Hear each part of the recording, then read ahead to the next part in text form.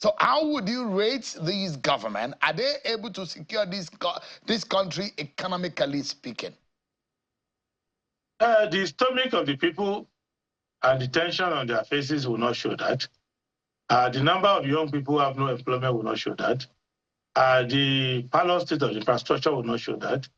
The fact that our currency is highly depreciated and devalued will not show that. The higher debt will not show that. So I think that, let's just say that they are beginning to, they spend 2 years to try to settle down.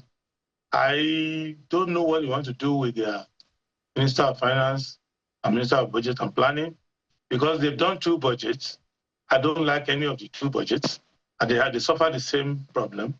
Their budget performance last year was 2 parlors. They are in the mid-20s in their performance of the budget. So if you have 20-something% performance of your budget, it means that at best, you deliver 20-something% of the promises you made. So essentially, 7.5 of 10 promises you made failed. So that is not a good start, but I have advised them, and I'll keep advising them. 2 years is enough to make a difference. The next 2 years, we'll be fighting them because we'll be competing for the same position again from next year.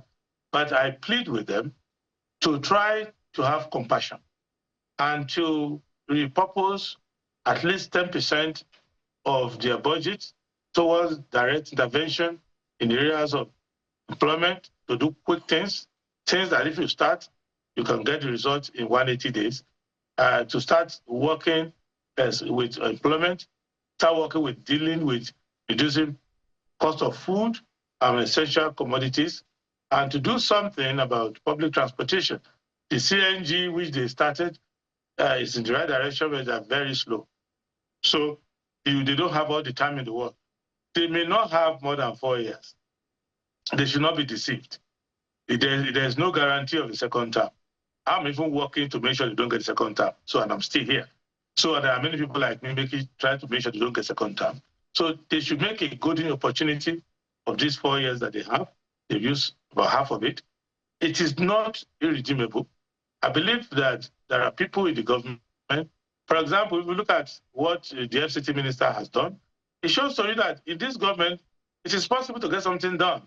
And the one in Interior, some of the changes he's made, I hope that the blue economy people follow that. The Minister of Works, I think he's poorly served in terms of how much money is made available for him to do his works program. But they should be more creative. They should find a way to manage that and dwell into getting private capital in the country. There's a lot of private capital in people's hands in Nigeria to try to find a way to raise funds for infrastructure. If they do that, they will be able to help with the number. The fact that they went to start adjusting the basis for calculating inflation, well, you can do that, but rebasing the inflation database is not going to change the actual reality on the street. So why don't you combine that with doing something on the street?